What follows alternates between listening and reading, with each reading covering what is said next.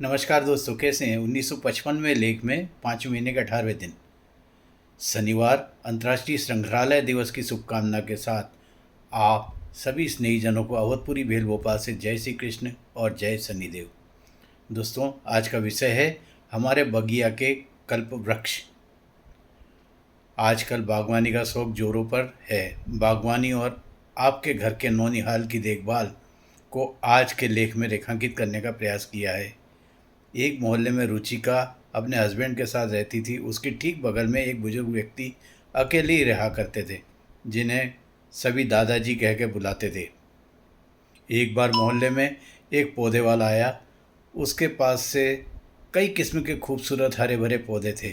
रुचिका और दादाजी ने बिल्कुल एक तरह का पौधा खरीदा और अपनी अपनी क्यारी में लगा दिया। रुचिका पौधे का बहुत ध्यान रखती थी। दिन में एक बार पानी अवश्य डालती, समय समय पर खाद देना, हर तरह के कीटनाशक का प्रयोग करना।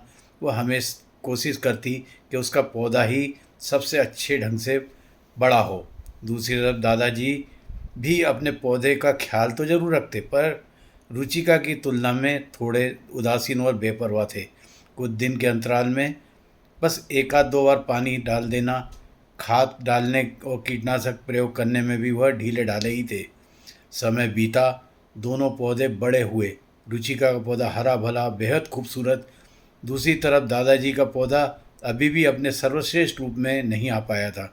यह देख रुचिका मन ही मन पौधे के विषय में अपनी जानकारी और देखभाल करने की लगन के लिए गर्व महसूस करती थी। फिर एक रात अचानक मौसम बिगड़ गया।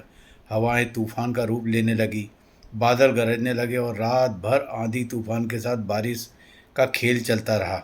जब सुबह मौसम खुला शांत हुआ तो रुचिका और दादाजी ने लगभग एक साथ अपने अपने पौधों के पास पहुँचे। पर यह क्या, रुचि का पौधा तो जमीन पर जड़ से सहित उखड़ के गिरा पड़ा है, जबकि दादाजी का पौधा बस एक और जरा सा झुक भर गया था।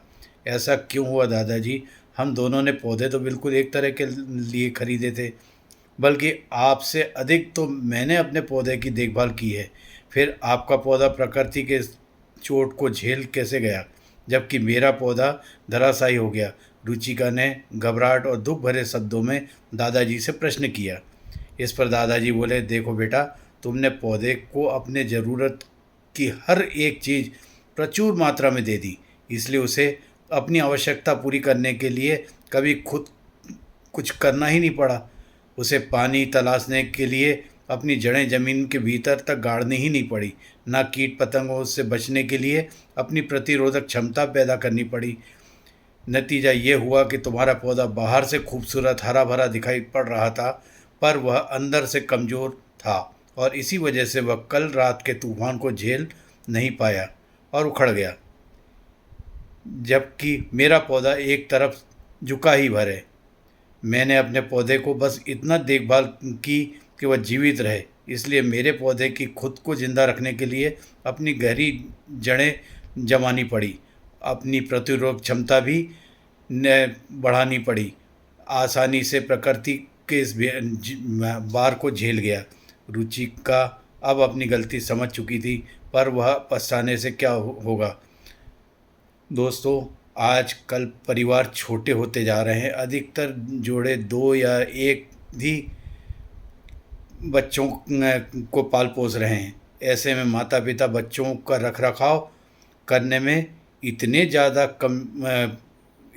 कमज़ोर कर देते हैं कि बच्चे को स्वयं से संघर्ष करने का मौका ही नहीं मिलता। वे भावनात्मक व शारीरिक रूप से तो मजबूत बने हुए नज़र आते हैं, किंतु आंतरिक रूप से कमज़ोर बनते जा रहे हैं। शनिवार की शुभकामना के साथ सभी स्नेही को कहना है, बच्चों को पालना और पौधे को देखभाल करने में काफ़ी समानताएं हैं। ऐसे ही छोड़ देने पर बच्चे और प्लांट दोनों बिगड़ जाते हैं और ज़रूरत से अधिक रखरखाव करने पर वे कमज़ोर हो जाते हैं। इसलिए बतौर अभिभावक ज़रूरी है हम एक सही अंतराल के साथ अपने बच्चों को पाले पोसें और सही परवरिश दें, ताकि वे उन पौधों की तरह बने जो मुसीबत में आने पर गिरे नहीं, बल्कि अपना सीना चौड़ा कर उसका सामना कर सकें। आप सभी सर्वोत्तम पालक मित्रों को नमन वंदन के साथ जय शनिदेव के उपरांत नमस्कार।